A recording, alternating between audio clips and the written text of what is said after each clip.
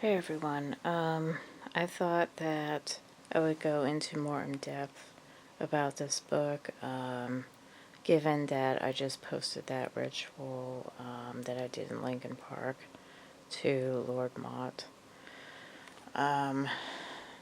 sort of instead of a Throwback Thursday. I also wanted to share some artwork on him. So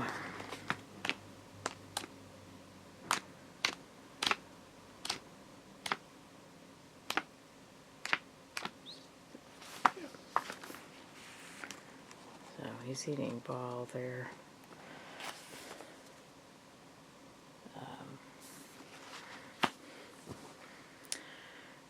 But this one in particular is really special.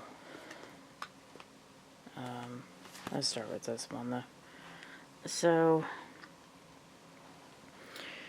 in a dream, I got a visitation from the spirit. And he said, I am older than Cain or any angel of death. And you'll notice that there's blue here, which is the astral plane. That's usually what people see when they die. They go through a series of different colored planes. And so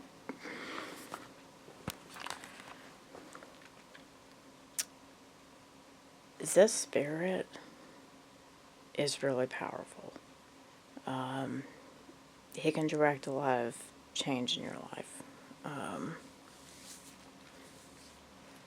But as I've said, a lot of people think that Baltimore is Cain or Cain.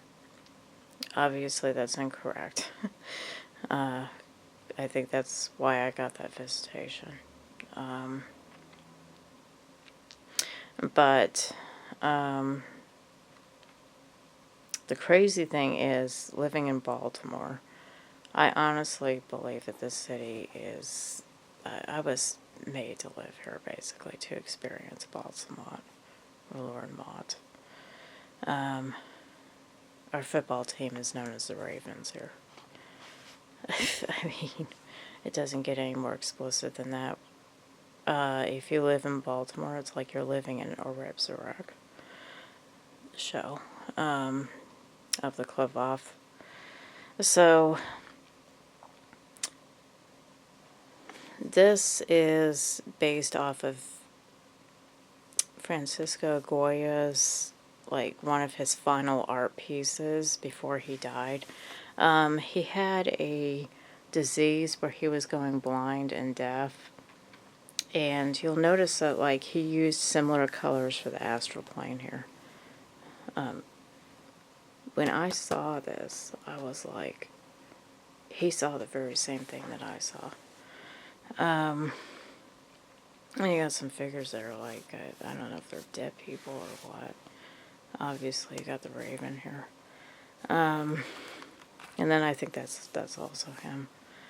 So I just kind of, did this in the likeness of Ghostly Vision, which is the name of the image. And it's very brushed compared to his other stuff. It was like he was struggling in his final moments to capture this. And so I felt compelled to kind of do a based on Ghostly Vision thing. And this is actually going to be an illustration in a Luciferian book that I'm still trying to get the first one published. So hopefully that will happen this year. And then I can finally finish the other one that I was working on as well. So these two books are by the same author. This is the first one, and then this is the second one. Book of the Night and Adversarial Powers of Canon. I work a lot with Canaanite identities of Lucifer. For example, Moloch and Chemosh. Which there is some stuff here on Ashtar. Adar, he calls it. Yeah, Adar, terrible. So if you're into, like, the Canaanite belief system and all, I mean, these books are, like, really good. I will say, though, that there are some, like, typo errors and all that. But the artwork is just amazing in these books. It was stunning. That's my cat. So, did a pretty good job with this. It's sort of like Michael Ford's Dragon of the Two Flames, which I've spoken about. I love that book. So these are great companions, you can kind of say. The rituals are pretty easy. You know, it goes into, like, the history. This one focuses on Mott. So this is the book that I was reading from in Leakin Park, basically.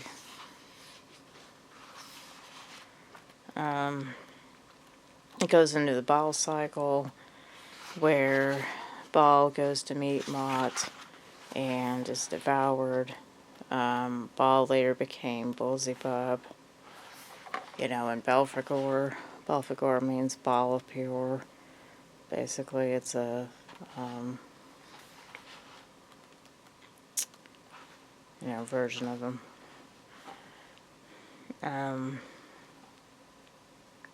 Talks a little bit about Samael as the angel of death. Samael, Satan. Abaddon, you know. Nurgle. Nurgle was another name for Baltimore. Maltu, you know. Quite a few different names for him.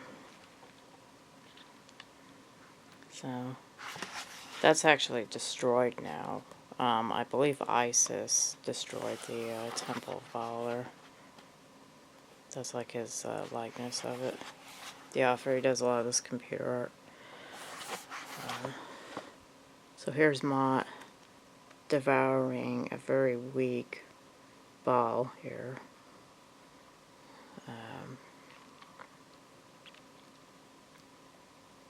It's a pretty stunning artwork. When I saw him, he had horns, and he did have a more skull-like face, but he had horns. He did have horns.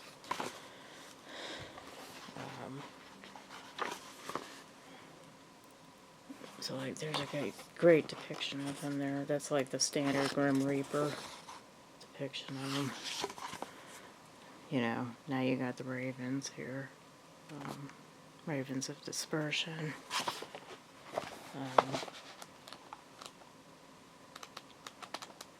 So I just thought I'd show this off for everybody.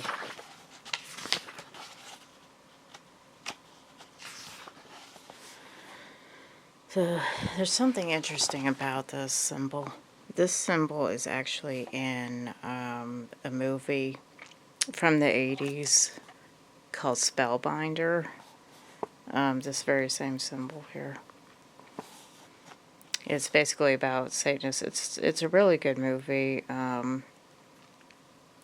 about Satanists and this woman that is going to be sacrificed, and so this guy kind of like falls for her and decides to help her, and it turns out that she's actually luring him to his death, and at the end of the movie he gets sacrificed in place of her. Yeah, it's a pretty cool film. Spellbinder.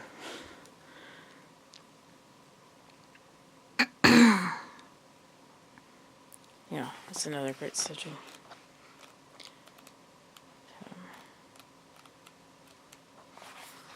So he goes into like the children of Mott. Mott has a lot of servants, legions of the damned. You have to remember that Mott was the original devil. He was like the Satan before there was a Satan. He was like the original Lord of the Underworld and Hell. There, that's a great depiction of hell, actually, right there. Look at that. So he was like the original evil god, basically.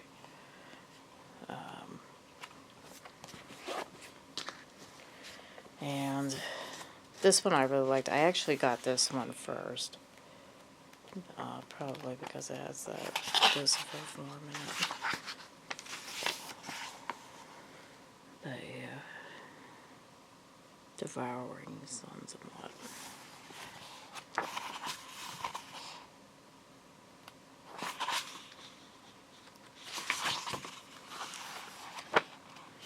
So, and this guy is from Mexico. He's a Mexican author. So English is not his first language, obviously. And so there are some errors. But they're easy to overlook. There are more expensive collectible editions, but these I got from Amazon.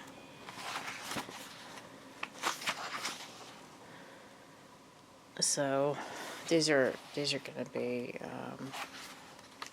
your best bet. They are in paperback too, but I will warn you, in the paperback editions, the pictures are not colored. So if you want cool, awesome color artwork, you definitely want to get the hardbacks. So yeah, I mean, these are really good books. I highly recommend these. He did do one on Cain also, which is kind of like the Liber Philosopher book. I don't have it, but you know, if that's more your thing, and you want to approach San La Morte that way. But I will tell you, they are definitely not the same. These energies are not the same. The other thing I would like to mention is people erroneously believe that Saturn is connected to Satan. Saturn is connected to Mott. So Saturn and Saturnalia, which is another term for, you know, Christmas, basically. It's another name for Yule. Cosmo, will you stop it? Will you stop it? Yeah, my cats are acting up. So, it's also connected with Saturday, and guess what? In Voodoo, Baron Samedi is also known as Saturday. So let that sink in, guys. Baron Samedi is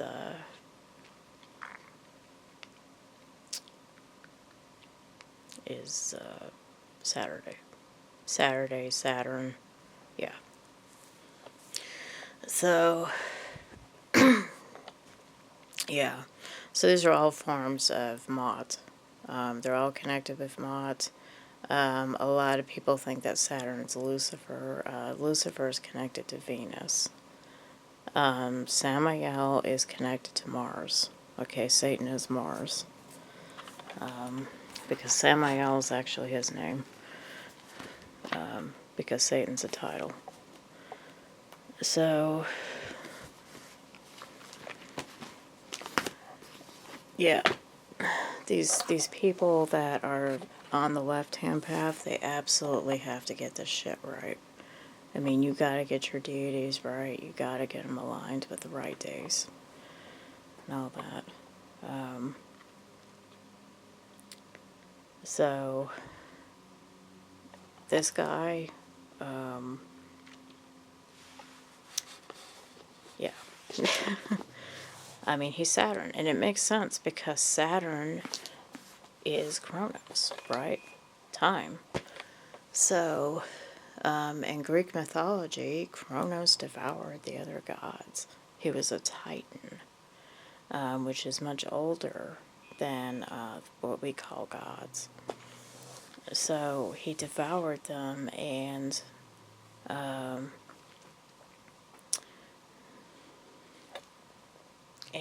Zeus was able to force him to regurgitate them, basically, because he was the survivor child. So, will you guys stop it? So, if you look at death, I mean, death is time. Death is connected with time because it ravages us. You know, it's why we age and all that. So, time ravages us. And, you know, he reaps us. That's the thing. So, this god, you know, is associated with devouring and time and all the things that occur, you know, that eventually lead up to death. So, and I have to say, I have more of I feel closer to death in Baltimore than I ever have in any other place that I've lived. I've lived in a lot of places. And death no longer offends me. It just no longer does because I'm so close to death now. I mean, like Leakin Park and all that, I mean, it just does not offend me anymore. You know, I used to absolutely hate death. Like, I was just like, you know, I mean, it still hurts when you lose somebody close to you. Like, when I lost my mother, yeah, it was horrible. You know, when I lost my favorite pets, you know, it was horrible. But it just doesn't offend me anymore. It's like I can appreciate death more now, you know. And it's made me want to actually start enjoying my life more, too, more than anything, appreciate my life more. Because, like, this place, this city is so draining that it's like, more than ever, man, I really need to get my shit together and just, like, not just leave this city, but go to a place where I'm really going to thrive.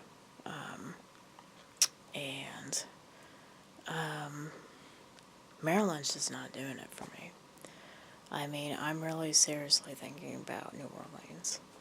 I always, you know, wanted to live there. I always wanted to live in San Francisco, actually, but San Francisco's too expensive. So I would probably just go with New Orleans, honestly. Which is also connected to death. There's a lot of cemeteries and all that, so. But it's also very life-fulfilling, too, in many ways. So there's more of a balance, I feel, over there, whereas over here, it's just like there's no balance. I mean, we're in hell here, basically. But we are in Arabsarak. You know, the black earth of Belial here, in many ways. We're in a black earth type of hell. So, yeah. Plains of death. And, of course, I have them in a prominent spot there. With Elsie, the skull. Yes, that is a real skull. I also have Abraxas there.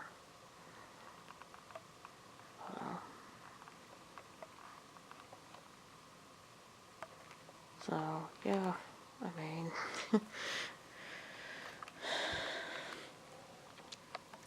one thing I do need to watch out, though, is that's illegal in Louisiana. You can't own human bones in Louisiana. So, but it's not like I'm going to be walking around with them. I mean, but, yeah. So, anyway, I just thought I'd go over these 2 books. You can get them on Amazon. They're pretty cool. So, yeah. Please hit like and subscribe if you did like this video. Thank you.